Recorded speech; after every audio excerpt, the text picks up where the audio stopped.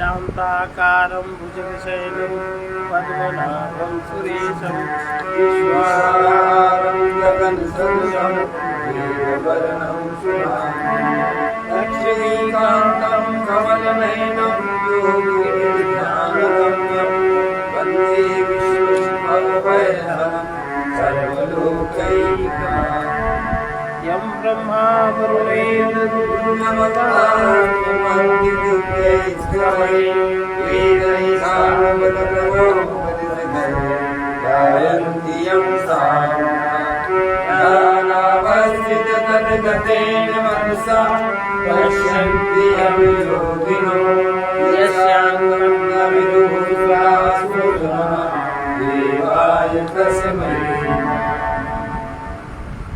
ये तैतृय उपनिषद का ब्रह्मानंद वल्ली का तृतीय अनुवाक है।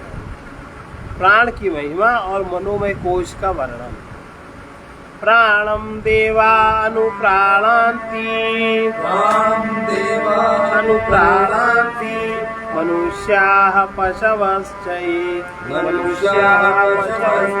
प्राणो हि भूतानामायुः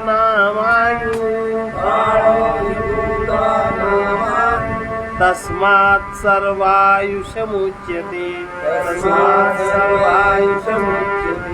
सर्वमेव तायुर्यन्ति ये प्राणं ब्रह्मोपासते प्राणो हि भूतानामायुः तस्मात् सर्वायुषमुच्यत इति तस्यैव एव शारीरात्मा यः पूर्वस्य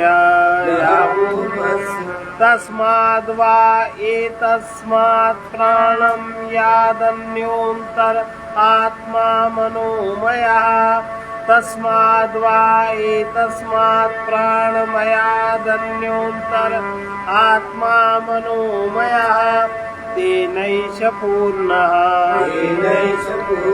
स वा एष पुरुषविद एव तस्य पुरुषविदतामन्वयम् पुरुषविदः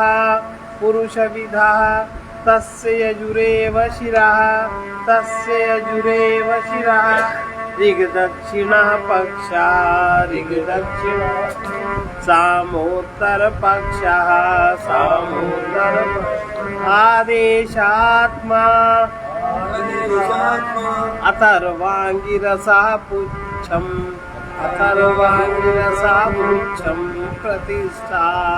प्रतिष्ठा तदप्येष श्लोको भवति।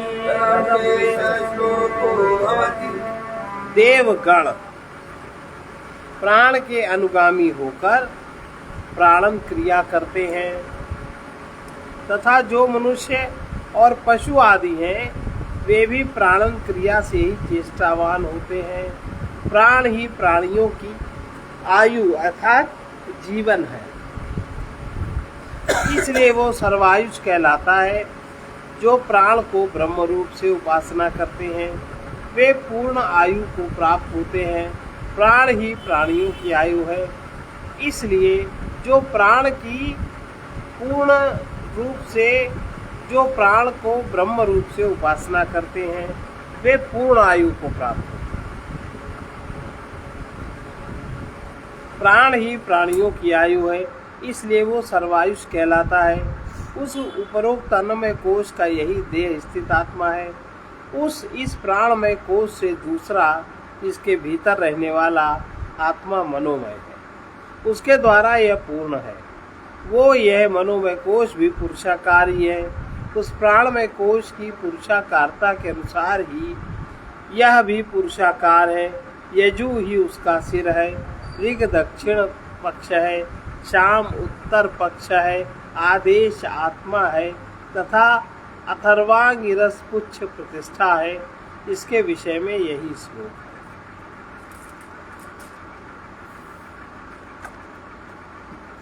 प्राणम देवा अनुप्राणंती। अग्नि आदि देवगण प्राणन शक्तिमान वायु रूप प्राण के अनुगामी होकर अर्थात तद्रूप होकर प्राणन क्रिया करते हैं, यानी प्राणन क्रिया से क्रियावान होते हैं। अथवा यहाँ अध्यात्म संबंधी प्रकरण होने से या देव अर्थात इंद्रियां, देव माने इंद्रियां, इंद्रियां प्राण के पीछे प्राणन करती यानी मुख्य प्राण की अनुगामिनी होकर चेष्टा करती हैं, तथा जो भी मनुष्य और पशु हैं वे ही प्राणन क्रिया से ही चेष्टावान होते हैं। इससे जाना जाता है कि प्राणी केवल परिच्छिन्न रूप अन्नमय कोश से ही आत्मवान नहीं है तो क्या है, वे मनुष्य आदि जीव उसके अंतर्वर्ती संपूर्ण पिंड में व्याप्त साधारण प्राणमय कोश से भी आत्मवान है। इस प्रकार पूर्व कोश में व्यापक मनोमय से लेकर आनंदमय कोश पर्यंत आकाश आदि भूतों से होने वाले अविद्याकृत कोशों के संपूर्ण प्राणी आत्मवान है। इसी प्रकार वे स्वभाव से ही आकाश आदि के कारण नित्य निर्विकार सर्वगत सत्य ज्ञान एवं अनंत रूप पंचकोशातीत सर्वात्मा से भी आत्मवान है। वही परमार्थता सबका आत्मा है। ये बात भी इस वाक्य के तात्पर्य से कह दी गई है। देवगण प्राण के पीछे प्राणन क्रिया करते हैं, ऐसा पहले कहा गया। ऐसा क्यों? सो बतलाते हैं क्योंकि प्राण ही प्राणियों की आयु है, जीवन है। जब तक इस शरीर में प्राण रहता है तभी तक आयु है, इसीलिए वो सर्वायुष है। सबकी आयु का नाम सर्वायु है। सर्वायु ही सर्वायुष कहा जाता है क्योंकि प्राण प्रयाण के अनंतर मृत्यु हो जाना प्रसिद्ध ही है। प्राण का सर्वायु होना तो लोक में प्रसिद्ध है। अतः जो लोग इस बाह्य असाधारण व्यावृत रूप अन्नमय कोश से आत्मबुद्धि हटाकर इसके अंतर्वर्ती और साधारण संपूर्ण इंद्रियों में अनुमत प्राणमय कोश को मैं प्राण संपूर्ण भूतों का आत्मा और उनके जीवन का कारण होने से उनकी आयु हूँ, इस प्रकार ब्रह्म रूप से उपासना करते हैं, वे इस लोक में पूर्ण आयु को प्राप्त होते हैं। अर्थात प्रारब्धवश प्राप्त हुई आयु से पूर्व अपमृत्यु से नहीं मरते। प्रारब्धवश जो आयु तुम्हें प्रारब्ध से प्राप्त है, कभी कभी अपमृत्यु से मृत्यु हो जाती है, प्रारब्ध नहीं है तब भी आप मर गए, मरने की बात नहीं है तब भी आप मर गए। तो इस कारण इस प्रकार ब्रह्म रूप से उपासना करते हैं, वे इस लोक में पूर्ण आयु को प्राप्त होते हैं। अर्थात पूर्ण आयु को मतलब क्या है? पूर्ण आयु को मतलब 100 वर्ष नहीं है, अर्थात प्रारब्धवश प्राप्त हुई आयु से पूर्व अपमृत्यु से वो लोग नहीं मरते, पूर्ण आयु को प्राप्त होता है। ऐसी श्रुति प्रसिद्ध होने के कारण सर्वायु यहाँ 100 वर्ष समझना चाहिए। क्या कारण है? क्योंकि प्राण ही प्राणियों की आयु है, इसलिए वो सर्वायुष कहा जाता है। जो व्यक्ति जैसे गुण वाले ब्रह्म की उपासना करता है वो उसी प्रकार के गुण का भागी हो जाता है। इस प्रकार विद्या के फल की प्राप्ति इस हेतु को प्रदर्शित करने के लिए प्राणों ही भूतानाम आयु, यही उस पूर्व कथित अन्नमय कोश का शरीर, अन्नमय शरीर में रहने वाला आत्मा है। कौन? जो कि यह प्राणमय है। तस्मात् वा तस्मात् इत्यादि शेष पदों का अर्थ पहले भी कहा जा चुका है। दूसरा अंतरात्मा मनोमय है। संकल्प विकल्पात्मक अंतःकरण का नाम मन है। जो तद्रूप हो उसे मनोमय कहते हैं। जैसे अन्नमय होने के कारण अन्नमय कहा गया, वो इस प्राणमय का अंतर्वर्ती आत्मा है। इसका यजु ही सिर है, जिसमें अक्षरों का कोई नियम नहीं। ऐसे पादों में समाप्त होने वाला मंत्र विशेष का नाम यजु है। उस जाति के मंत्रों का वाचक यजु शब्द है। उसे प्रधानता के कारण सिर कहा गया। याग आदि में सन्निपत्य उपकारक होने से यजु मंत्रों की प्रधानता है, क्योंकि स्वाहा आदि के द्वारा यजुर मंत्रों से ही हवि दी जाती है। अथवा इन सब प्रसंग में सिर आदि की कल्पना श्रुति वाक्य से ही समझनी चाहिए। अक्षरों के उच्चारण के स्थान आंतरिक माने प्रयत्न, उससे उत्पन्न होने वाला नाद, स्थान, प्रयत्न, नाद, स्वर, वर्ण, पद और वाक्य से संबंध रखने वाले उन्हीं संकल्प और भाव से युक्त जो श्रवण आदि इंद्रियों के द्वारा उत्पन्न होने वाली यजु संकेत विशिष्ट मन की वृत्ति है। वही यजु कहे जाते हैं। इस प्रकार यजु और ऐसे ही साम को भी समझना चाहिए। इस प्रकार मंत्रों के मनोवृत्ति रूप होने पर उस वृत्ति का आवर्तन करने से उसका मानसिक जप किया जाना ठीक हो सकता है। अन्यथा घटादि के समान मन के विषय न होने के कारण तो मंत्रों की आवृत्ति भी नहीं की जा सकती थी और उस अवस्था में मानसिक जप होना संभव ही नहीं था। किंतु मंत्रों की आवृत्ति का तो बहुत ही कर्मों में विधान किया गया है, इससे उसकी संभावना सिद्ध होती है।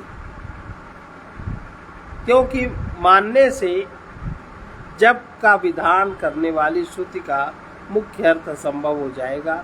अगर आप मान लें 3 बार प्रथम ऋग की आवृत्ति करनी चाहिए और 3 बार अंतिम ऋग का अनवाख्यान माने आवर्तन करें। इस प्रकार ऋग की आवृत्ति के विषय में श्रुति की आज्ञा है। ऐसी अवस्था में मंत्रमय ऋग तो मन का विषय नहीं है, अतः मंत्र की आवृत्ति के स्थान में यदि केवल उसकी स्मृति का ही आवर्तन किया जाए, 3 बार प्रथम ऋग की आवृत्ति करनी चाहिए। इस श्रुति का मुख्य अर्थ छूट जाता है। अतः यह समझना चाहिए मनोवृत्ति रूप उपाधि से परिच्छिन्न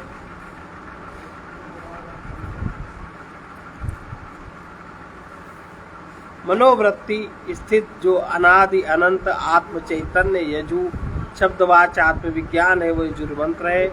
इसी प्रकार वेदों की नित्यता भी सिद्ध हो सकती है, नहीं तो इंद्रियों के विषय होने से रूप आदि के समान उनकी वह नित्यता ही सिद्ध हो जाएगी और ऐसा होना ठीक नहीं। इसमें समस्त वेद एक रूप हो जाते हैं। वो मन रूप उपाधि में स्थित आत्मा है। यह नित्य आत्मा के साथ ऋग आदि का एकत्व बतलाने वाली श्रुति भी उनका नित्यत्व सिद्ध होने पर ही सार्थक हो सकती है। इस संबंध में जिसमें संपूर्ण देव स्थित है, उस अक्षर और पर ब्रह्म रूप आकाश में ही ऋचाएं तादात्म्य भाव से व्यवस्थित है, ऐसा मंत्र वर्णन। आदेश आत्मा, इस वाक्य में आदेश शब्द ब्राह्मण का वाचक है, क्योंकि वेदों का ब्राह्मण भाग ही कर्तव्य विशेषों का आदेश उपदेश देता है। अथर्वांगिरस ऋषि के साक्षात्कार किए हुए मंत्र ब्राह्मण ही पुच्छ प्रतिष्ठा है, क्योंकि उनमें शांति और पुष्ट की स्थिति के हेतुभूत कर्मों की प्रधानता है। मनोमय आत्मा का प्रकाश करने वाला ये श्लोक है। मनोमय कोश की महिमा और विज्ञान में कोश का वर्णन। इसको रखिए।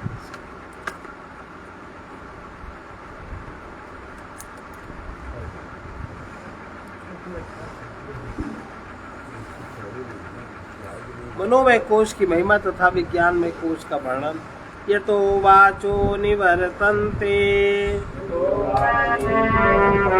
अप्राप्य मनसा सह अप्राप्य मनसा आनंदम ब्रह्मणो विद्वान्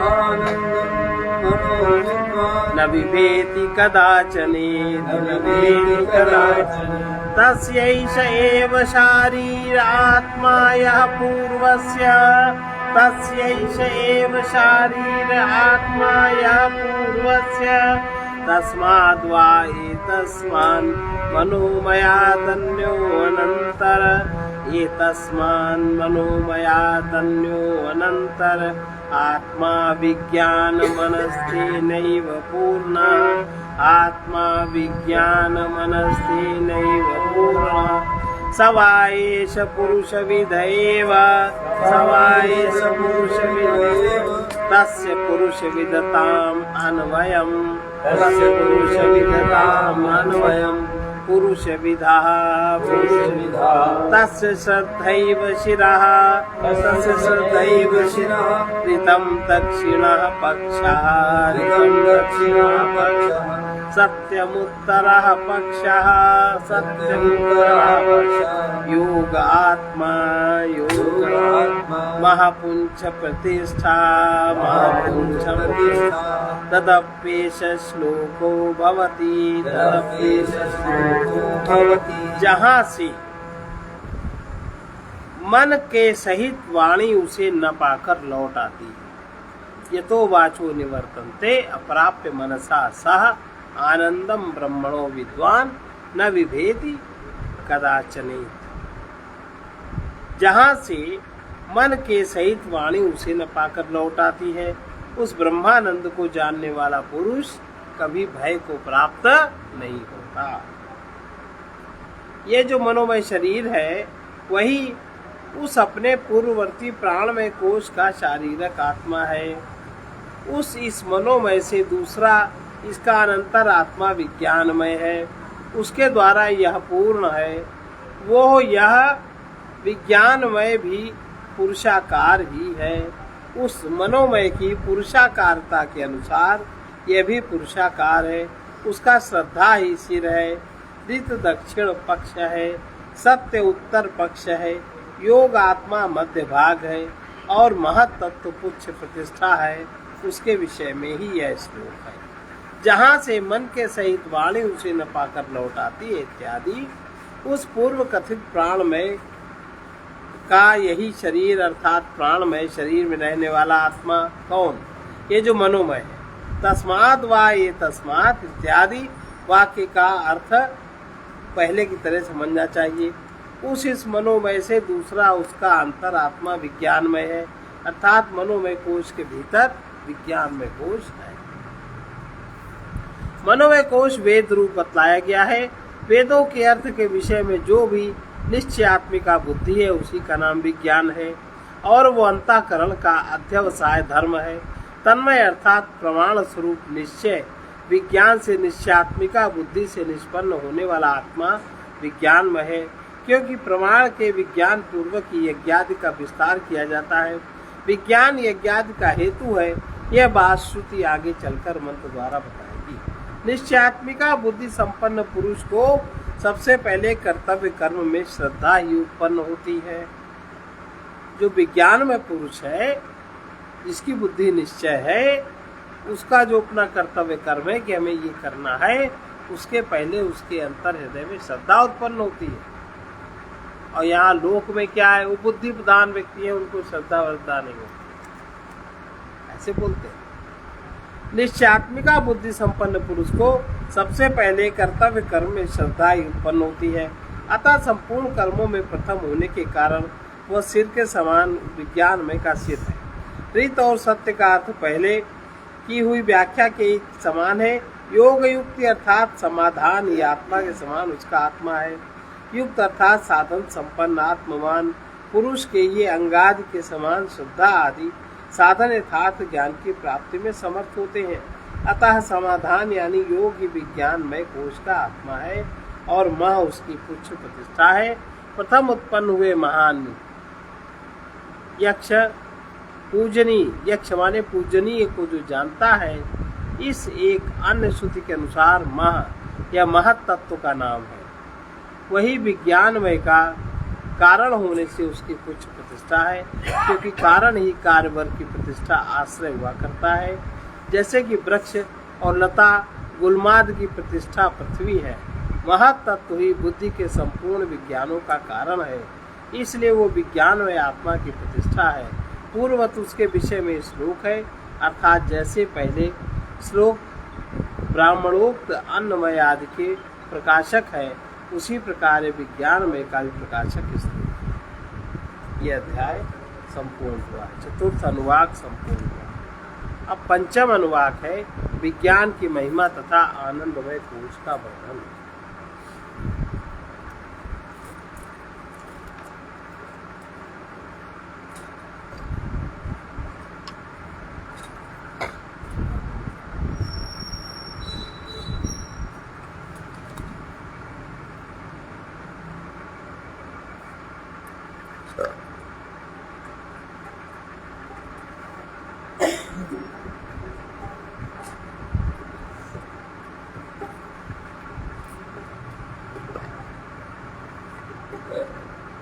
निज सत स्वरूप की जिसे पहचान नहीं है, सत स्वरूप की जिसे पहचान नहीं है, वो अहंकार में है सावधान नहीं है, वो अहंकार में है सावधान नहीं है। निज सत स्वरूप की जिसे पहचान नहीं है, सत स्वरूप की पहचान नहीं है, वो अहंकार में है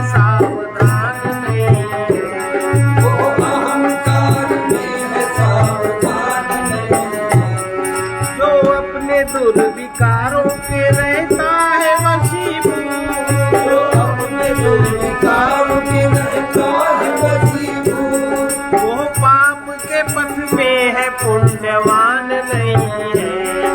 वो पाप के पथ में है पुण्यवान नहीं है। निज सत्स्वरूप की जिसे पहचान नहीं है। सत्स्वरूप की जिसे पहचान नहीं है। वो अहंकार में है सावधान नहीं है। वो अहंकार में है सावधान नहीं है। दुर्भाग्य से अपने को वो है मानता विद्वान। दुर्भाग्य से अपने को है मानता विद्वान। जिसको कि निज ज्ञान का विज्ञान नहीं है। जिसको कि निज ज्ञान का विज्ञान नहीं है। वो पाप के पथ में है पुण्यवान नहीं है। वो पाप के पथ में है पुण्यवान नहीं है। भोगों की अधिकता से वही होता मन मलिन। भोगों की अधिकता से वही होता मन मलिन। दुखियों के लिए सुख का जहाँ दान नहीं है। दुखियों के लिए सुख का जहाँ दान नहीं है। जिसको कि निज ज्ञान, जिसको कि निज ज्ञान का विज्ञान नहीं है। जिसको कि निज ज्ञान का विज्ञान नहीं है। वो अहंकार में है सावधान नहीं है। वो अहंकार में है सावधान नहीं है। वो धन्य है जिसको मिला संतोष परम धन। वो धन्य है जिसको मिला संतोष परम धन। धन की जिसे है चाह वो धनवान नहीं है। धन की जिसे है चाह वो धनवान नहीं है। दुखियों के लिए सुख का जहाँ दान नहीं है। दुखियों के लिए सुख का जहाँ दान नहीं है। वो पाप के पथ में है पुण्यवान नहीं है। वो पाप के पथ में है पुण्यवान नहीं है। जब तक किसी को शांति कहीं मिल नहीं सकती, तब तब तक किसी को शांति कहीं मिल नहीं सकती। आनंद में भगवान का यदि ज्ञान नहीं है। आनंद में भगवान का ज्ञान नहीं है। धन की जिसे है चाह वो धनवान नहीं है। धन की जिसे है चाह वो धनवान नहीं है। सद्भक्ति मुक्ति प्राप्त वो कर पाता है पथित। सद्भक्ति मुक्ति प्राप्त वो कर पाता है पथित। जिसको किसी भी वस्तु का अभिमान नहीं है। जिसको किसी भी वस्तु का अभिमान नहीं है। निज सत्स्वरूप की जिसे पहचान नहीं है। इस स्वरूप की जिसे पहचान नहीं है।